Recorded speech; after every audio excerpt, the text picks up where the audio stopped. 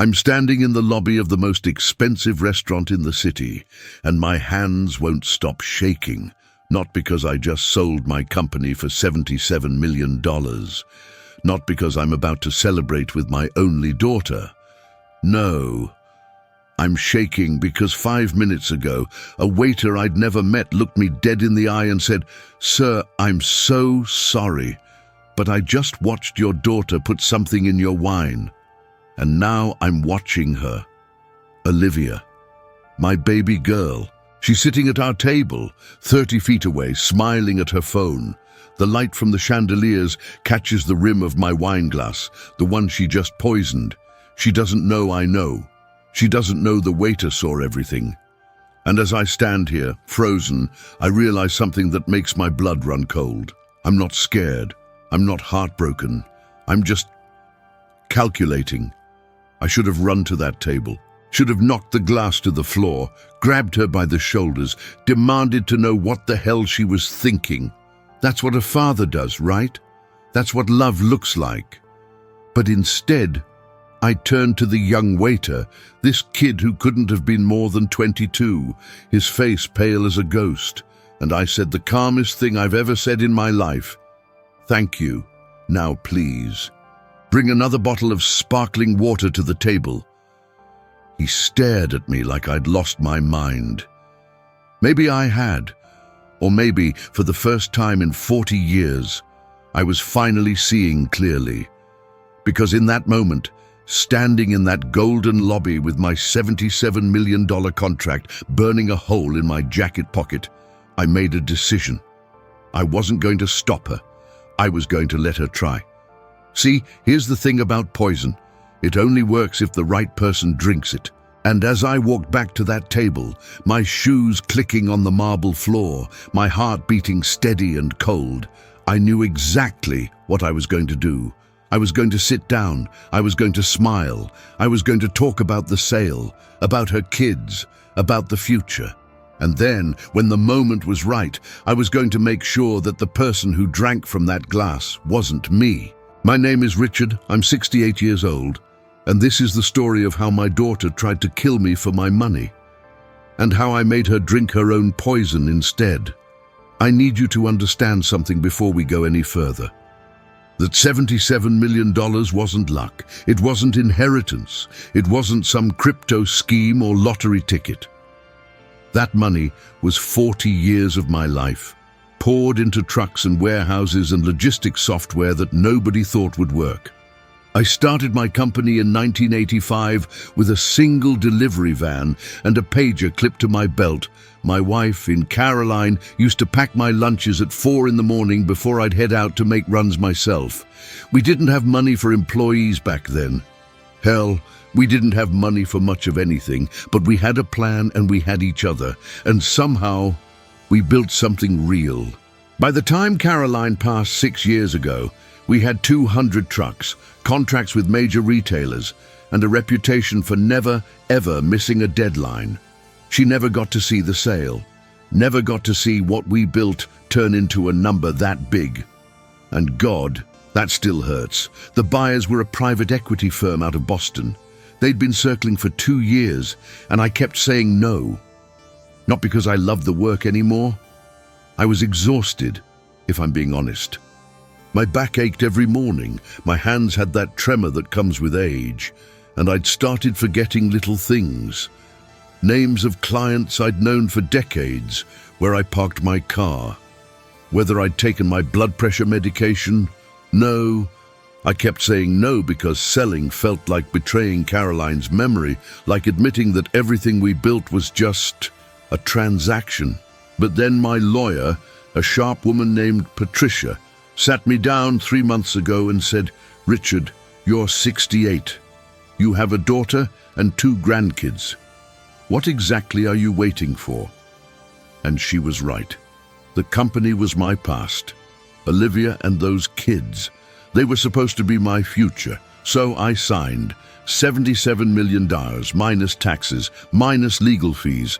It still left me with enough to make sure Olivia never had to worry again. Enough to put my grandkids through any college they wanted. Enough to finally breathe. I remember the exact moment I put my signature on that contract, sitting in Patricia's office with the Boston skyline behind her. My hand was shaking so bad I almost laughed. Caroline, I thought, well, we did it. The plan was simple. I'd keep $5 million for myself, set up trust funds for the grandkids that they couldn't touch until they were 25, and give the rest to Olivia. Not all at once. I wasn't stupid, but enough that she and Ben could buy a real house, start fresh, maybe even convince Ben to get a legitimate job for once. I wanted to celebrate. I wanted to share this moment with the only family I had left. So when Olivia called me that week, crying and apologizing, begging me to let her take me to dinner, God, I was so relieved. I thought maybe, just maybe, we'd finally turned a corner. I had no idea I was walking into an execution. Let me tell you about Benjamin Carter, 34 years old, 6'2", with that kind of smile that probably worked on every girl in his college fraternity. The first time Olivia brought him home, 8 years ago, I wanted to like him. I really did. He had this whole pitch ready, told me about his investment opportunities, his network, his vision for disrupting the real estate market. I nodded. I smiled, and the entire time I'm thinking, this man has never worked a real day in his life. See, I know the difference between an entrepreneur and a con artist. An entrepreneur fails, learns, adjusts, and keeps building. Ben just moved from scheme to scheme, always convinced the next one would be his big break, always leaving a trail of unpaid debts and angry partners behind him. The cryptocurrency thing collapsed in 2019. Lost $60,000, most of it borrowed from Olivia's savings.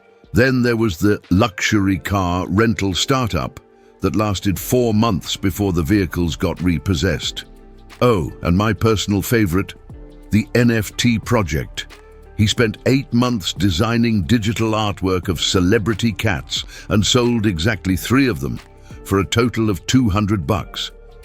But here's the thing that really got under my skin. Ben never looked ashamed, never looked defeated. He'd show up at family dinners with that same golden boy grin, slap me on the back, and launch into his next pitch like the last disaster never even happened. Richard, you gotta trust me on this one. This is different. This is the one. And Olivia, God, Olivia would just sit there, nodding, smiling, defending him. I watched my daughter change over those 8 years. She used to be sharp, used to work as a financial analyst before she met Ben, had her own apartment, her own car, her own life. But slowly, piece by piece, he convinced her to quit her job to support his ventures full-time. Convinced her to liquidate her 401k to fund his schemes. Convinced her that her father, me, was old-fashioned and didn't understand modern business. The worst part, I couldn't say anything. Every time I tried, every time I pulled Olivia aside and said, "Sweetheart, I'm worried about you," she'd get defensive. "Dad, you don't know him like I do. He's brilliant. He just needs one good break." And I'd back off, because what else could I do? She's my daughter. She's a grown woman, and I was terrified that if I pushed too hard, I'd lose her completely. Turns out I should have pushed harder, because by the time I sold my company, Ben wasn't just a parasite anymore. He was desperate, and desperate men do desperate things. 2 weeks before that dinner, they showed up at my house unannounced. I was in the garage, organizing Caroline's old gardening tools that I still couldn't bring myself to throw away, when I heard the doorbell. 3 sharp rings. Impatient. I should have known right then. When I opened the door, Ben was standing there in a suit that probably cost more than my monthly mortgage, and Olivia was beside him, wearing this tight smile that didn't reach her eyes. "Good Dad," she said, a little too bright, a little too loud. "We need to talk to you about something exciting." Exciting. That's the word she used. I let them in, made coffee, and we sat in the living room, the same room where Olivia used to do her homework, where Caroline and I used to watch old movies on Friday nights. And that's when Ben launched into his pitch. "Richard, I'm going to cut right to the chase," he said, leaning forward with his elbows on his knees, doing that thing where he makes intense eye contact like he learned it from a sales seminar. "I've got an opportunity that's going to change everything for our family.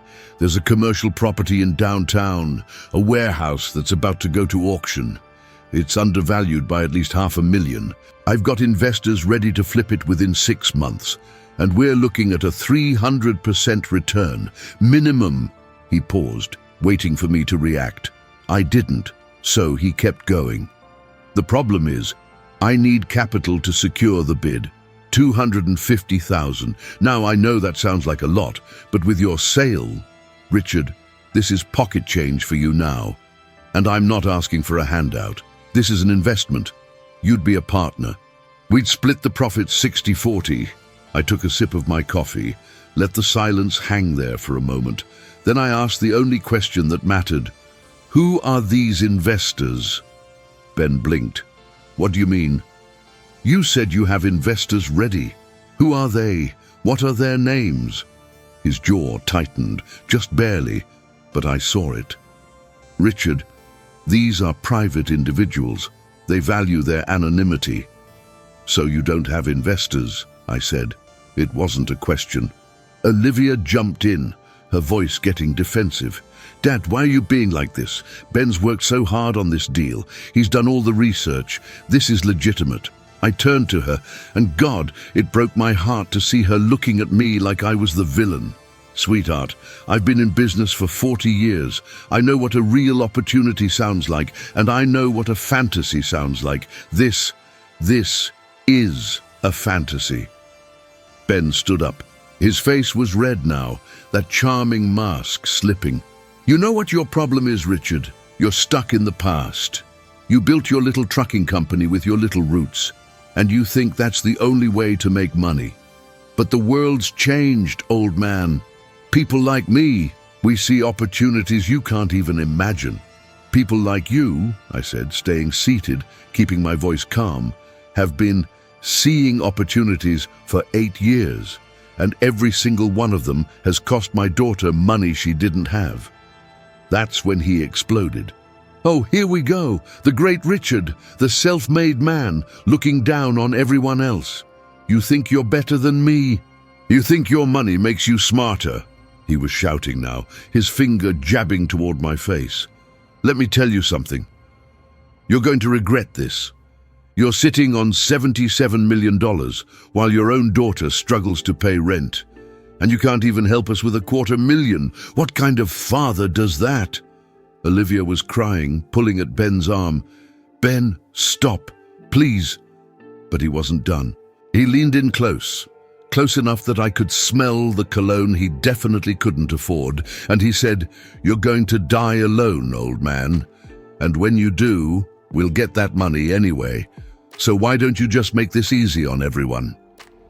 Then he grabbed Olivia's hand and stormed out, slamming my front door so hard that one of Caroline's picture frames fell off the wall. I sat there in the silence, staring at the broken glass on the floor, and I thought, he just threatened me, in my own house. He just told me he's waiting for me to die.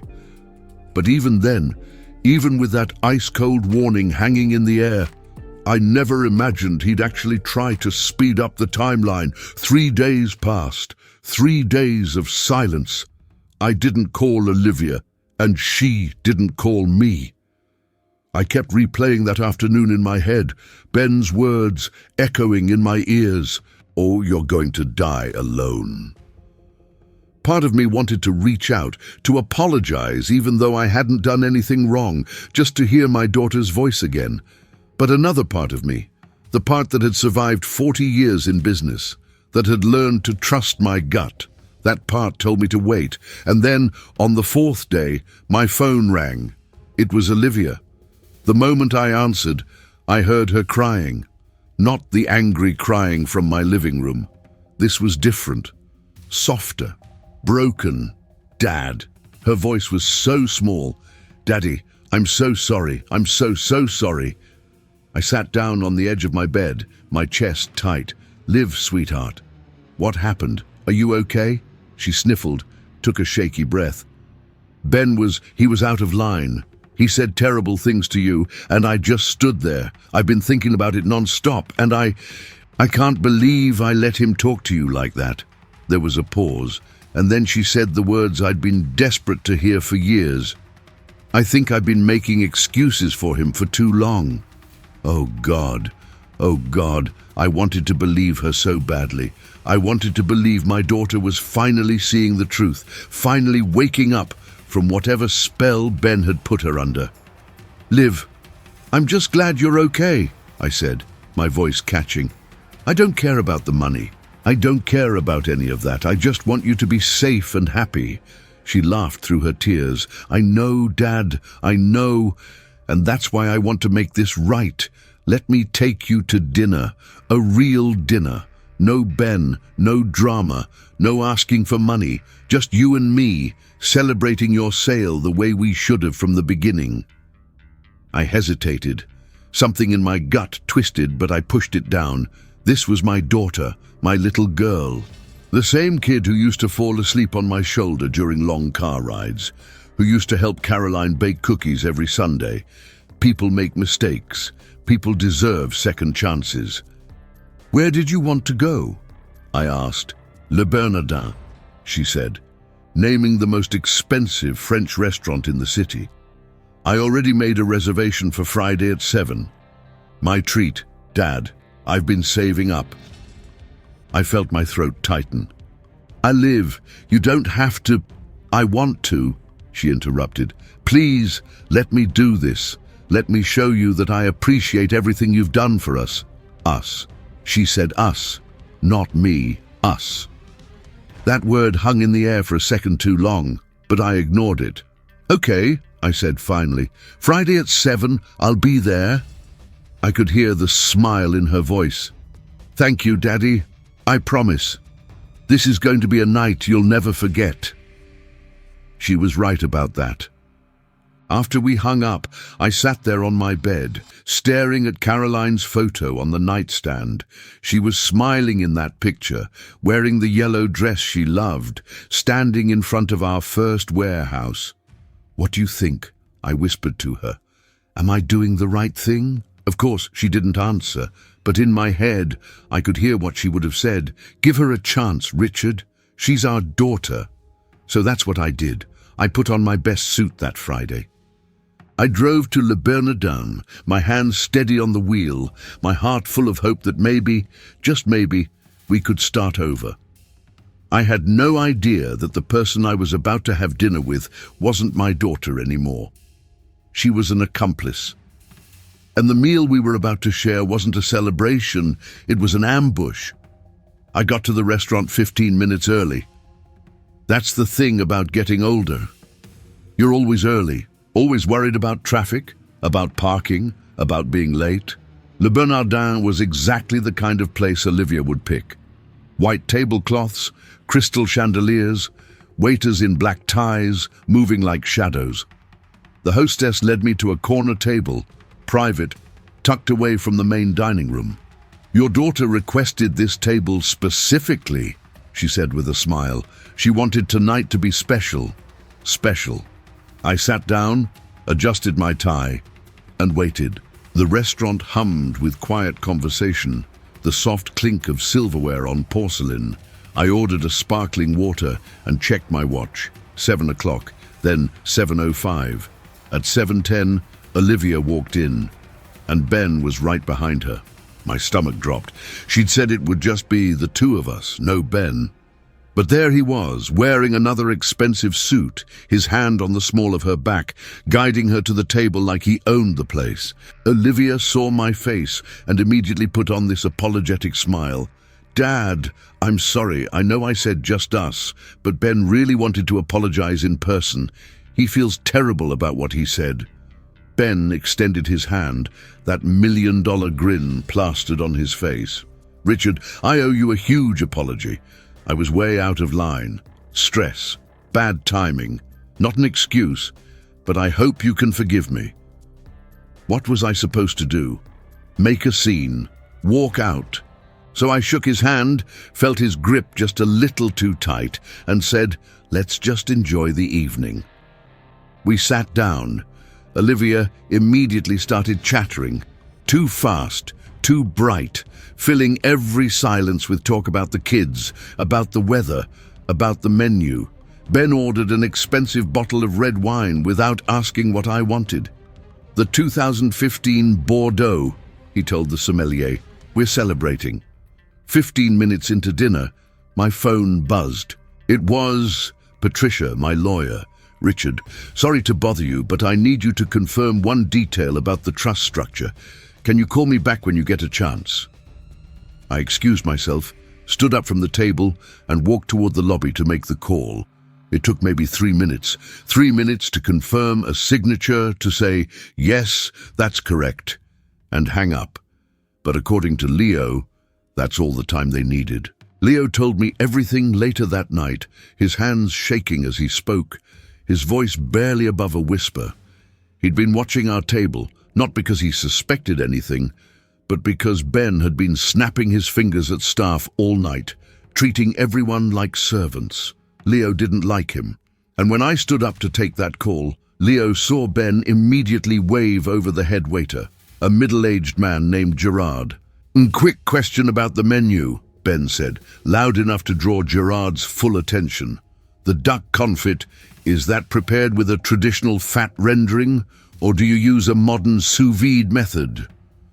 It was a complicated question, pretentious, the kind of question that would take Gerard at least a minute to answer in detail. And while Gerard launched into an explanation about their cooking techniques, while the sommelier was busy at another table, while I was 30 feet away in the lobby with my phone pressed to my ear, Olivia reached into her purse. Leo was standing near the kitchen doors, holding a tray of appetizers, watching the dining room. He saw her pull out a small plastic bag, the kind you'd use for vitamins or pills. He saw her glance around, saw her check that Gerard was still distracted, saw her fingers tremble as she opened the bag and poured a white powder into my wine glass. It took her maybe 5 seconds. 5 seconds to dump the powder. 5 seconds to stir it quickly with her finger. 5 seconds to sit back, smooth her hair, and smile like nothing had happened. Leo froze. He told me later that his first thought was, "I'm seeing this wrong. That's not what just happened." But then he saw Ben glance at Olivia, saw her give him the tiniest nod, and he knew. Gerard finished his explanation and walked away. The sommelier returned to the table to refill water glasses. Everything looked normal, everything looked perfect. And then I walked back from the lobby, smiling, completely unaware that the glass of wine waiting for me at my seat was no longer wine. It was a weapon. Leo's heart was pounding. He was 22 years old, 3 months into his first real job, and he'd just watched a daughter poison her father. What do you do with that? Who do you tell? If he was wrong, he'd lose his job, maybe get sued. But if he was right, and he said nothing, I'd be dead by midnight, so he made a choice. As I walked past the hostess stand, heading back to my table, Leo stepped in front of me. His face was pale, his voice shaking. "Sir," he whispered, glancing over my shoulder to make sure no one could hear. "I'm so sorry, but I need to tell you something. I just saw your daughter. She put something in your wine." Time stopped. I mean that literally. The restaurant kept moving around me.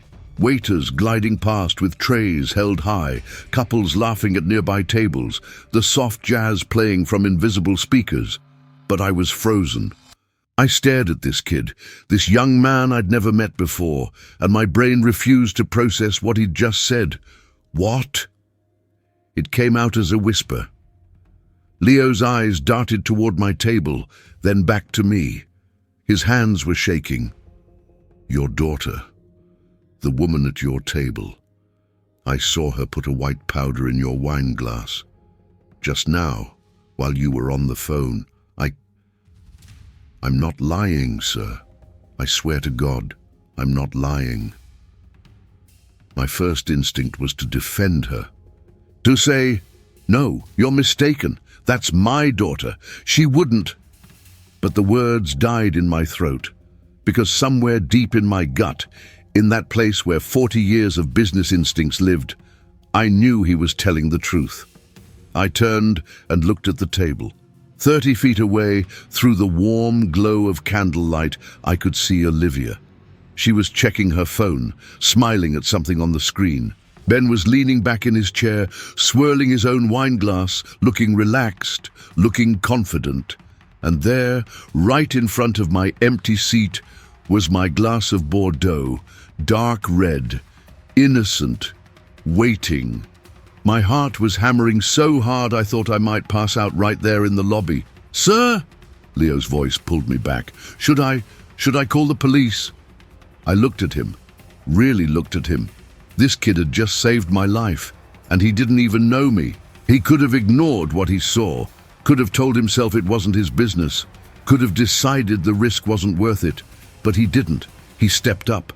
"No," I said quietly, my voice steady despite the chaos screaming in my head. "Don't call anyone? Not yet." He blinked, confused. "But sir, I need you to do something for me," I interrupted, my mind suddenly sharp, suddenly cold. "I need you to bring another bottle of sparkling water to the table. Not a glass, a full bottle. Can you do that?" He nodded slowly, still looking terrified. "And Leo?" He met my eyes. "Thank you." I walked back to that table like I was walking to my own funeral. Every step felt surreal, like I was watching myself from outside my body. Olivia looked up as I approached, her face lighting up with that same sweet smile I'd seen 1,000 times growing up. "Everything okay with the call, Dad?" I sat down, forcing my lips into a smile that felt like broken glass. "Everything's perfect, sweetheart." My wine glass was right there, 6 inches from my hand. I could see the liquid inside, could see the way it caught the candlelight. Somewhere in that glass, dissolved and invisible, was whatever Olivia had put there. Poison, a sedative, something designed to kill me or just incapacitate me. I didn't know, but what I did know was this. Ben and Olivia were watching me, not obviously, not like they were waiting for something, but I could feel their attention, could sense the tension beneath their casual expressions. "So," Ben said, reaching for the wine bottle to refill his own glass, "Patricia had a question about the sale." I nodded, picking up my water glass instead of the wine. Just paperwork. Nothing important. I saw it, just for a second. The tiniest flicker of confusion in Olivia's eyes. I'd always gone for the wine first. I was a red wine guy. She knew that. Ben knew that. So why was I drinking water? "Dad, you're not having your Bordeaux?" Olivia asked, her voice light, almost teasing. "Ben spent a fortune on that bottle." I looked at the wine glass, looked at my daughter, and I lied to her face for the first time in her entire life. "I'm pacing myself, Liv. Don't want to overdo it." "Big night, you know." She smiled, but it didn't reach her eyes, and of course, the appetizers arrived. Oysters for Ben, some kind of foie gras for Olivia, a scallop dish for me. We ate, we talked, and the entire time I was thinking, how do I get out of this? If I refuse to drink the wine all night, they'll know something's wrong. If I try to leave early, they'll panic, maybe escalate. If I confront them here, in public, they'll deny everything. It's my word against theirs. No proof, no witnesses except a 22-year-old waiter who'd lose his job for making accusations. I needed proof. I needed them to incriminate themselves. And more than that, I needed to turn this around. Ben raised his glass, oblivious to the war happening in my head. "Richard, before the main course comes, I want to make a toast to new beginnings, to family, and to the incredible future you've secured for all of us." He was looking right at me, that smile so perfect, so practiced. Olivia raised her glass too, her eyes shining. They were both waiting for me to raise mine, to drink, to seal my own fate. And that's when I knew exactly what I had to do. I needed chaos. I needed a distraction big enough, shocking enough, that for just a few seconds, Ben and Olivia would look away from me in that wine glass. But it had to look natural. It had to look like an accident, because if they suspected I knew, if they thought for even 1 second that I was onto them, this whole thing could spiral in a direction I couldn't control. So I smiled, reached for my water glass and said, "You know what? You're absolutely right, Ben. Let's toast properly." I picked up the poisoned wine, held it in my hand, felt the weight of it. Watched Olivia's shoulders relax, watched Ben's smile widen. They thought they'd won. They thought the hard part was over. God, they had no idea. "But first," I said, setting the wine glass back down, "let me pour you both some water. I read somewhere that you're supposed to alternate between wine and water at these fancy places. Keeps you from getting dehydrated." It was a stupid excuse, but it didn't matter. I reached for the bottle of sparkling water that Leo had just brought to the table, the one I'd specifically requested. It was heavy, glass, beaded with condensation. I unscrewed the cap, leaned across the table toward Ben's glass, and started to pour. My hands are steady. They've always been steady. 40 years of driving trucks, signing contracts, building something from nothing. My hands never shake. But right then, as I poured that water into Ben's glass, I let them tremble. Just a little. Just enough. "Richard, I got it," Ben said, reaching for the bottle.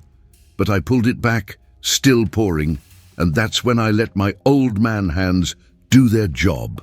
The bottle slipped, not dramatically, not like I threw it, just a small, clumsy slip that sent the entire contents, ice-cold, sparkling water, a full liter of it, directly into Ben's lap.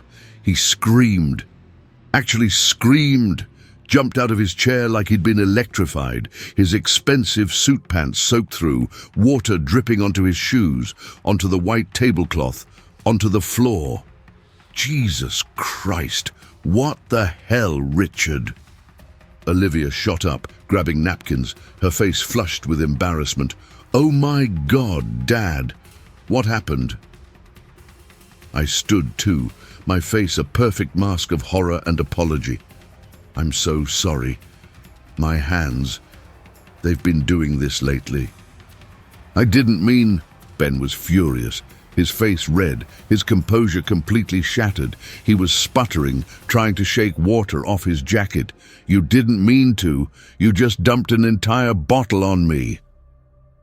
2 waiters rushed over with towels, surrounding Ben, trying to help. The sommelier appeared with club soda. Gerard was apologizing profusely, even though it wasn't the restaurant's fault. And in that moment of perfect chaos, while every single person at that table was focused on Ben's soaking wet crotch, I moved. My hand, the one that had been shaking 2 seconds ago, was suddenly rock steady. I reached across the table, grabbed my poisoned wine glass with my right hand, and in the same fluid motion, picked up Olivia's untouched glass with my left. The switch took less than 2 seconds. Smooth, invisible.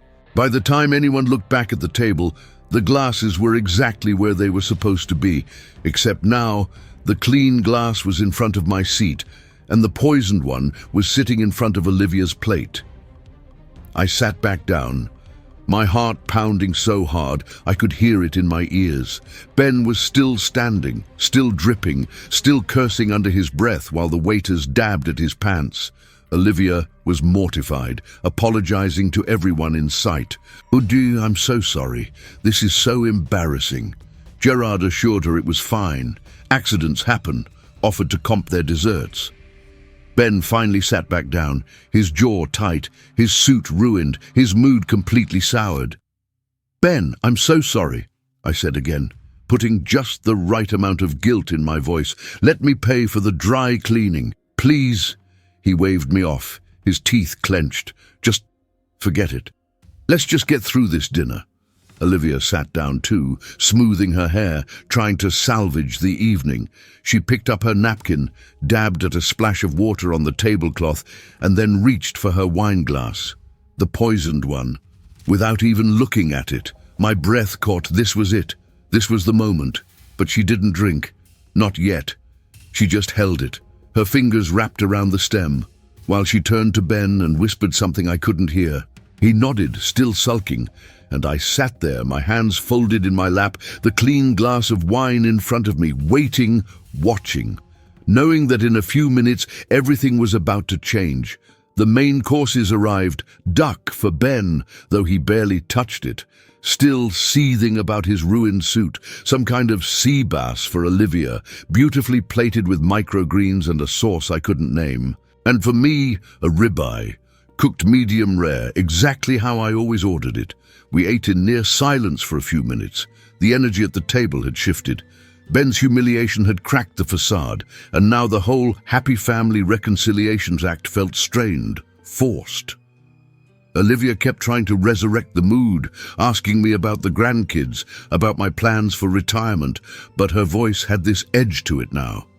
This urgency, like she needed me to drink that wine, and she needed it to happen soon. I could feel them both watching me every time I reached for my glass, every time I took a sip of water instead. The tension was building, coiling tighter and tighter, and I knew I couldn't wait much longer, so I made my move. I set down my fork, picked up my wine glass, the clean one, and stood up. Both of them looked at me, startled. "What are you doing?" Olivia asked. I smiled, the kind of smile that must have looked warm and genuine in the candlelight, and I said, "I want to make a toast, a proper one. We've been so focused on the food, on the mishaps." I glanced at Ben's still damp lap, "that I haven't properly thanked you both for being here tonight." Olivia's face softened. "Dad, you don't have to." "I want to," I interrupted, and I meant it. Because what I was about to do required them to believe, one last time, that I was the same trusting, loving father I'd always been. "Olivia, sweetheart, you're my only child, my only family. And I know we've had our disagreements, I know things have been tense, but tonight," I paused, letting my voice catch just slightly. "Tonight reminded me of what really matters. You reached out. You apologized. You brought me here to celebrate. That takes courage, and I'm proud of you." I saw tears well up in her eyes, real tears, and for just a second I wondered if, maybe, somewhere deep down, she actually felt guilty. If maybe Ben had pushed her into this, manipulated her, and part of her still loved me. But then I remembered the white powder, remembered her hand stirring it into my glass, remembered her checking to make sure no one was watching. And I pushed the sympathy away. "So," I continued, raising my glass higher, "I want to make a toast. To family, to second chances, to the future we're going to build together." Ben raised his glass, looking slightly less miserable. "Here, here." But I wasn't done. I turned to Olivia, looked her right in the eyes, and said the words I'd been planning since the moment I switched those glasses. "And Olivia, sweetheart, this toast is especially for you. May you have exactly what you deserve tonight. May everything you've worked for, everything you've planned, come back to you in full." The words hung in the air. She smiled, thinking it was a blessing, thinking I was wishing her prosperity, happiness, success. She had no idea I just cursed her with her own poison.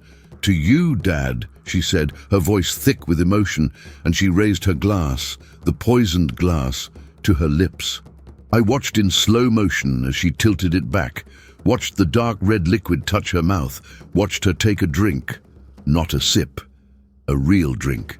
3, maybe 4 seconds of swallowing, and then she lowered the glass, smiled at me, and said, "Thank you, Daddy. That means everything." I raised my own glass to my lips, the clean one, and took a small sip. Ben did the same. And we all sat back down, the toast complete, the dinner continuing as if nothing had happened. As if my daughter hadn't just ingested whatever poison she'd meant for me. As if the timer on her fate hadn't just started counting down. We talked for another 3 minutes, maybe 4. Olivia was telling some story about my grandson's soccer game, how he'd scored the winning goal, how proud she was. Her voice was animated, happy even, and I sat there nodding, smiling, pretending to listen while my entire focus was on her, watching for signs, waiting for the moment when whatever she'd put in that wine started to take effect. Ben was scrolling through his phone under the table, barely paying attention. He'd already mentally checked out of this dinner, probably counting down the minutes until he could leave. And then, mid-sentence, Olivia stopped talking. Just stopped. Her eyes went unfocused for a second, like she'd lost her train of thought. "Liv," I said, keeping my voice concerned but calm. "You okay?" She blinked, shook her head slightly. "Yeah, wow." She put her hand to her forehead, pressing her fingers against her temple. "I feel really weird all of a sudden." Ben looked up from his phone, frowning. "Weird how?" "I don't know, dizzy. Like the room is..." She trailed off, her words slurring just barely. Her hand dropped from her forehead to the edge of the table, gripping it like she needed to steady herself. The color was draining from her face. "Maybe you should drink some water," I suggested, pushing her water glass toward her. My voice was perfectly measured. "Concerned, father." Nothing more. She reached for the water, but her hand was shaking now, trembling so badly that she knocked the glass over instead. It spilled across the white tablecloth, ice cubes scattering, and she stared at it like she couldn't understand what had just happened. "Olivia," Ben's voice had an edge to it now, not concern, annoyance, like she was embarrassing him again. "What's wrong with you?" She opened her mouth to answer, but the words came out wrong, slurred, confused. I can't." And then her eyes rolled back. It happened fast. 1 second she was sitting upright, trying to speak, and the next her entire body went slack. She pitched forward, her face hitting the table, her arms sweeping across her plate and sending the sea base crashing to the floor. The sound of shattering porcelain cut through the quiet restaurant like a gunshot. Everyone turned. Every conversation stopped. Ben jumped up, his chair scraping loudly. "Olivia! Olivia! Wake up!" He grabbed her shoulders, shaking her, but she was completely limp, unconscious. Her breathing was shallow, raspy. A waiter ran over. Then another. Gerard appeared, his face pale. "Sir, what happened? Is she okay?" "I don't know," Ben was shouting now, panic cracking his voice. "She just collapsed. She was fine, and then..." I stood up slowly, pulling out my phone with hands that looked steady but felt like they were holding lightning. "I'm calling 911, I said, my voice the calmest thing in that entire chaotic dining room. And as I dialed, as I watched Ben frantically try to wake my unconscious daughter, as the other diners whispered and stared and pulled out their own phones to record, I felt something I hadn't expected to feel. Not satisfaction, not triumph, just cold, empty. Because the woman lying motionless on that table, the woman who just poisoned herself with her own weapon, was still my daughter. And no matter what she'd done, no matter what she'd tried to do to me, watching her collapse was the worst thing I'd ever seen. But I didn't stop the call. I didn't rush to her side. I just stood there, phone pressed to my ear, and when the operator answered, I said in a voice that didn't shake, "Yes, I need an ambulance at Le Bernardin. My daughter just collapsed. I think she's been poisoned." The ambulance arrived in 6 minutes. 6 minutes of chaos. Ben was on the floor, cradling Olivia's head, screaming at the waiters to do something, to help, to call a doctor. Gerard had brought over a tablecloth to keep her warm. Other diners had cleared out, some recording on their phones, others just staring in horror. and I stood there off to the side, watching it all like I was watching a movie. Detached. Numb. The paramedics rushed in with a stretcher, asked rapid-fire questions. What did she eat? What did she drink? Any allergies? Any medical conditions? Ben was useless, stammering, panicking. So I answered, calmly, clearly. She had sea base, some wine, no allergies that I know of. But I think someone put something in her drink. The lead paramedic, a woman with sharp eyes and grey hair pulled back tight, looked at me. You think she was poisoned? I nodded. Yes, I'm certain. They loaded Olivia onto the stretcher. Her face was pale, her lips slightly blue, her breathing shallow but steady. Ben climbed into the ambulance with her, still shouting questions that no one could answer. I told the paramedics I'd follow in my car, and they nodded, slamming the doors shut. The sirens wailed as they pulled away, and I stood there in the street outside Le Bernardin, the cool night air hitting my face. And I finally let myself breathe. My hands were shaking now, really shaking. Not the fake tremor from earlier, but the real thing. The adrenaline crash. I'd just poisoned my own daughter. No, I corrected myself. She poisoned herself. I just made sure the right person drank it. But God, it didn't feel like justice. It felt like horror.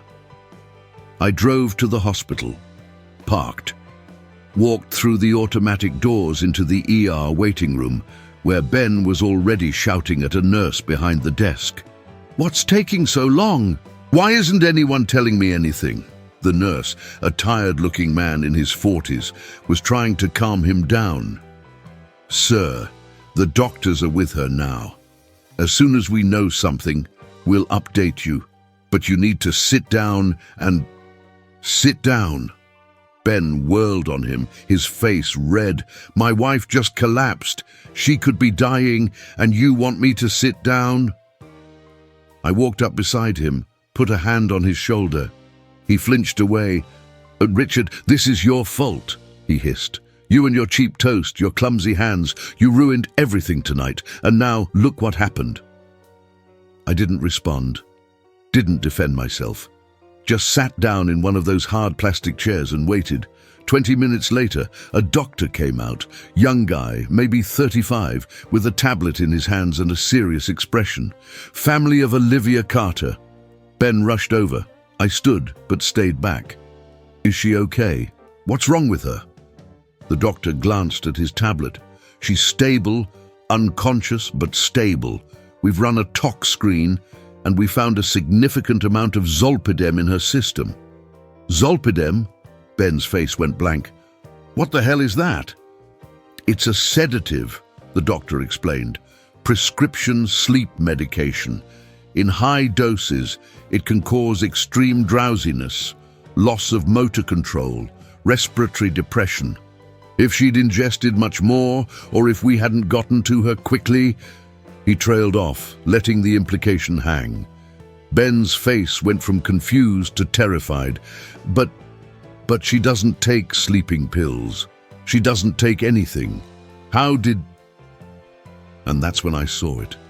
The flicker of realization in his eyes, the moment he understood. His gaze snapped to me. And for just a second, I saw pure, unfiltered panic. And the doctor said it was in her drink, I said quietly, my voice steady. The police are going to want to talk to all of us, to figure out how a prescription sedative ended up in my daughter's wine glass at a public restaurant. Ben's mouth opened, closed. He looked like a man drowning. I don't... Mr. Carter, a new voice said. We both turned. 2 police officers had just walked into the waiting room, a man and a woman, both in uniform. The woman stepped forward. I'm Officer Ramirez. We received a report of a possible poisoning. We're going to need to ask you both some questions. Ben took a step back. I don't know anything. I don't know how that stuff got in her drink. This is insane. Officer Ramirez nodded, her expression neutral. We'll sort it all out, sir. But first, we're going to need your phone. My phone? Ben's voice cracked. Why do you need my phone? Standard procedure in a poisoning investigation, she said. We'll need phones from everyone who was at that table tonight, including you, Mr. She looked at me. Richard, I said. Richard Castellano, I'm Olivia's father. I pulled my phone out of my pocket and handed it to her without hesitation. Of course, whatever you need, officer. Ben didn't move. He was staring at his phone like it was a live grenade. And that's when I knew whatever was on that phone, texts, emails, search histories, plans, it was all there. The evidence they needed. Officer Ramirez held out her hand. Sir, your phone, please. Ben's jaw tightened. For a moment, I thought he might run. But then, slowly, he reached into his pocket and handed it over. His hand was shaking. The officers stepped aside, speaking quietly to each other, scrolling through something on Ben's screen. And I sat back down in that plastic chair, my heart still pounding, and I waited for the truth to come out, because I knew it would. Poison always leaves a trail. And this time, that trail led straight back to them. They found everything, every single piece of it. The text messages between Ben and Olivia started 3 weeks before that dinner, right after I refused the loan. He's not going to give us anything while he's conscious and thinking clearly. Ben had written, do we need to make him incompetent? Legal incompetency. Then we take control. Olivia had responded, how? And Ben laid it all out. The Zolpidem, stolen from a friend who worked at a hospital pharmacy. The plan to slip it into my drink at dinner to make me seem confused, disoriented, senile. They'd already lined up a doctor, some quack Ben knew who owed him money, who would testify that I was suffering from dementia and couldn't manage my own affairs. With that testimony, and with both of them swearing I'd been acting erratic for months, they could petition for guardianship, control of my assets, control of everything. The police found the texts, found the plastic bag with residue still in Olivia's purse, found Ben's search history, how to prove someone is mentally incompetent, elderly dementia symptoms, legal guardian of parent with dementia. It was all there. Every piece of their plan, documented like they thought they were untouchable. Officer Ramirez brought me into a private room 3 hours later and showed me the messages. I sat there, reading my daughter's words, seeing her agree to drug me, to destroy my reputation, to steal everything I'd worked for, and I felt nothing, just that same cold emptiness. Mr. Castellano, Officer Ramirez said gently. We also spoke to one of the waiters at the restaurant, Leo Martinez. He gave a statement that he saw your daughter put something in your wine glass. Is that true? I nodded. He told me, right before I went back to the table. She studied my face. And you didn't drink it? No, I said. I didn't. Ben was arrested that night. Conspiracy to commit fraud, possession of a controlled substance with intent to harm, a handful of other charges that the prosecutor was still working through. He tried to blame everything on Olivia at first, told the police she was the mastermind, that he'd tried to talk her out of it. But the texts told a different story. His story. He was the architect. She was just the one desperate enough to go along with it. Olivia woke up 2 days later in the hospital. The doctors said she was lucky. The dose wasn't fatal, just incapacitating. When the police told her what they'd found, when they showed her the evidence, she broke down completely, sobbed, begged to speak to me. I went to see her once, stood in the doorway of her hospital room and looked at my daughter, pale and broken in that bed, handcuffs attached to the railing because she was officially under arrest. Daddy, she whispered, tears streaming down her face. I'm so sorry. I didn't want to. Ben said it was the only way. He said you'd never even know. He said, stop, I said quietly. And she did. I hired her a lawyer, a good one, because despite everything, she was still my daughter. The lawyer negotiated a plea deal, probation, mandatory therapy, community service. She wouldn't see the inside of a prison, but she'd lost everything else. Her marriage, Once Ben turned on her, her reputation, and her inheritance. I changed my will the day after I saw those text messages. Everything now goes into a trust for my grandkids, managed by Patricia until they turn 25. Olivia gets nothing. I paid for her to go to a rehabilitation center, a place that specializes in people who've been manipulated by abusive partners. I hope it helps. I really do. But I can't have her in my life anymore. I can't look at her without seeing that moment. Her hand reaching into her purse, her fingers pouring poison into my glass, her smile as she sat back and waited for me to drink. As for Leo, the young waiter who saved my life, I gave him $50,000 and a reference letter that helped him get into culinary school. Last I heard, he's thriving. Sometimes I think about that night, about the choice I made to switch those glasses instead of just walking away. Was it justice? Was it revenge? I don't know. Maybe it was both. Maybe it was neither. All I know is this: I survived, and the people who tried to destroy me destroyed themselves instead. In the end, the money didn't corrupt my daughter. It just revealed who she'd become when she married the wrong man. But I guess that's the thing about poison, isn't it? It doesn't just kill, it exposes. It shows you who people really are when they think no one's watching. And sometimes the person holding the poison is the one who ends up drinking it. Pause. You think my story is dark? There's a woman out there whose husband didn't just try to steal her inheritance. He tried to make sure she'd never wake up to stop him. She inherited $22 million and survived a crash that should have killed her. And when she finally opened her eyes in that hospital bed, guess who was standing there? Her husband, with his mistress, who just happened to be her own lawyer. Click the story on your screen to find out what she did to them.